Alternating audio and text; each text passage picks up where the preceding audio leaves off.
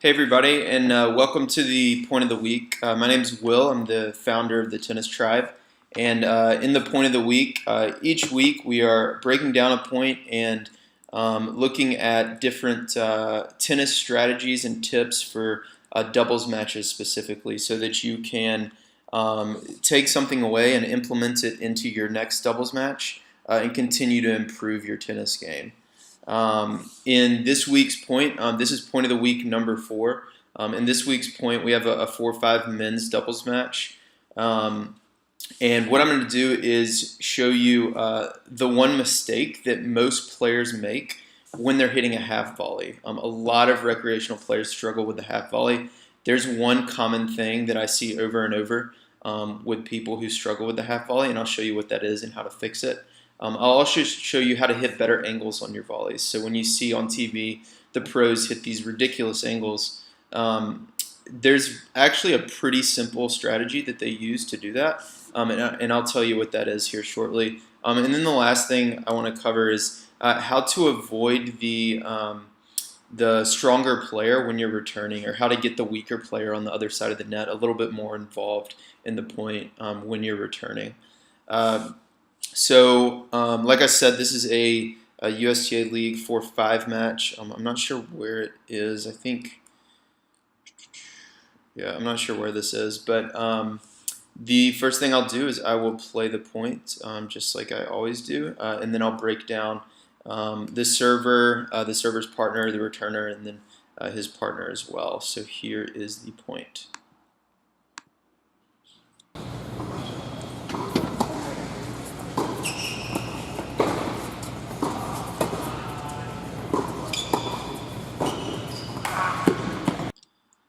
Alright, so starting with the server. So the server, he does a few things well. He's been serving and volleying. I've been watching a lot of these points, so he's been serving and volleying the whole match. Most of these players have, and he hits a really good half volley here. And I want to show you really what his racket is doing during this half volley. So you can see he's getting ready for it as he's moving in. This is one that is going to bounce. And he's going to pick it up pretty nicely. So you can see right now his racket is perpendicular to the court. The mistake that almost all people who struggle with the half volley make is that they get their racket angled almost parallel with the court and they chip under the ball. So he's doing a good job of not taking it too far back, keeping the racket perpendicular to the court, and then the trajectory of the ball itself is going to create enough lift to get it up over the net. So you don't have to angle your racket back on a half volley. Really all you want to do is keep your racket perpendicular to the court and then just push it forward. Just kind of punch it. You don't need to take a big swing, just an easy punch, keeping your racket perpendicular to the court all the way through. And that's what he does here. And you can see he's able to pop it up over the net pretty easily. And it's a very short backswing, very short follow through, and it gets pretty deep into the court, gets this guy on his heels for this next shot. It's a pretty decent half volley. I'll show you again in full motion here. And that's a tough return that a lot of people miss. A lot of people would not be able to pick this half volley up. So he does a really good job of just keeping it simple. And that's the key with the half volley. You have to keep your racket perpendicular to the court and take a really short swing and keep it simple. Make sure your strings aren't pointed up very much at all. So after that, he does a good job of moving into the net. Really, what he needs to do is pinch a little more and actually move into the net even more so. So you can see on this next shot, he hits it a little bit behind him. So he doesn't do quite as good a job as I'd like to of keeping his racket out in front. So you can see as he moves in here, he hits this half volley and then just kind of stops there. Really, he should be continuing to move forward, especially since he sees that returner on his heels here. And if the returner does hit a lob, it's likely going to be cross court. So his partner's moving back to cover the lob for him. So if he was continuing to move forward here, he'd be able to pick this ball off right as it crosses the net and hit a nice little angle winner here. But instead, he stays back a little. he catches this volley a little bit behind him. He's not keeping his racket in front, which is really point number 2. You've got to keep your racket in front on volleys. You got to keep your momentum forward and your racket in front, and that's how you'll not only hit cleaner volleys, but you'll hit better angles. So when you're watching the pros on TV hitting these insane angles, they're doing 2 things. One, they're on top of the net a lot of the time, and 2, they're hitting the ball way out in front. So when you're reaching out with your backhand or with your forehand volley, your arm is naturally going to create that angle by catching the ball so early. And if he was able to do that here, he could actually, from on top of the net, actually hit a cross-court backhand volley that the guy in the orange shorts there would not be able to get to. But instead, he stops, he hits the volley a little bit behind him, and it puts the return team in a good position when, in reality, after this first half volley, the serve team is in the better position here. So right now, the service team should win this point.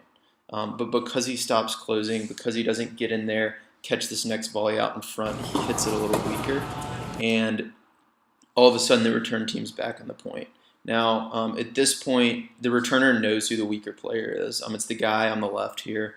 So he goes down the line and is able to help finish the point off. So some good things by the server there. A few things to improve on, especially really just making sure you're catching that volley out in front. All right, so next is the returner. So the returner hits a really good return here. It's to this guy's backhand, and it's really low. Obviously, like we said, he does a good job of picking it up. But one thing that that I like to do when I play doubles, especially if the stronger opponent is serving. So I know this guy in the red shirt is the stronger of the 2 because I've been watching this match. Is if you can hit a low return, and it doesn't always even have to be low, but if you can hit a low return, hit it closer to the guy at the net, especially on this deuce side, so that you tempt him to maybe take a stab at it. And he's either going to miss the volley or hit a weak volley. It looks like he's trying to do that here on the return, but he gets it a little bit too far cross court for the guy to take a stab at it. But that's okay because he's giving him a backhand half volley that's really tough. So he does a good job there. This next shot, it looks like he's trying to roll down the middle. Totally okay with that. I think it's a pretty good idea. He does keep it a little high, but like I said, because the server hits a pretty bad volley here, they're still in the point. And then the next one, he knows that this guy in the black shirt is the weaker player. It's always a good idea if you get a chance to go with the weaker player's backhand volley if they're both at the net. So he does that. The guy pops it up, and his partner's able to finish the point off. So really good job there. Going at the weaker player's backhand volley.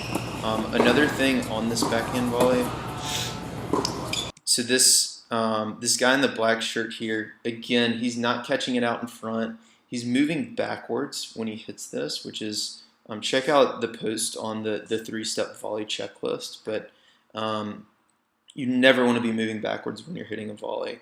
It's okay to move backwards before the ball gets to you, and then you want to be leaning into the volley, leaning into the shot by the time it gets to you, so changing your momentum. So he does that, pops it up, and then the partner's able to finish the point off. Another thing, you can see his strings right here pointed up. Because like we talked about earlier, when those strings are pointed up, the ball's going to just pop up for the other team, and it's just not going to work. So you've got to keep those strings a little bit more perpendicular to the ground, like we said. So the last thing I wanted to cover real quick, I know this is a lot of information, is the guy in the back on the in the orange shorts. So one key mistake he makes is I don't mind where he's starting here. That's where I like to start typically, is on that service line. But he immediately moves backwards. So when you see that your partner hit a good low return, he should know it right now. He can see the ball crossing the net really low. He sees the server going down for a tough half volley. if he had been moving forward and was able to pinch and poach, he can pick this first ball off right there and end the point. But he moves backwards for some reason. I'm not sure why. I guess he's a little timid for some reason, but always be moving forward. I don't mind him being there, but only if he had started at the baseline. But he started at the service line and moved backwards. And you never want to be moving backwards in doubles, especially. So really the key takeaways here, on your volleys, especially your half volleys, keep your racket a little more perpendicular to the court than you think. Don't chip under the ball. That's how you'll pop it up. That's why a lot of players miss volleys at the 3-5, 4-0, 4-5 level. So be sure to keep your racket perpendicular to the court. Next, make sure you're hitting that volley out in front.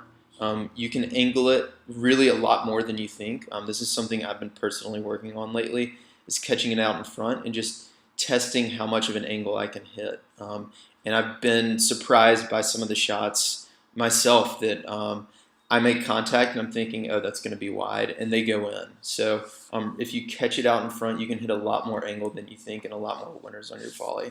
And then the last thing, keep that return low into the middle net strap to try to bait that net player, especially if it's on their backhand volley side, which would be to the ad court.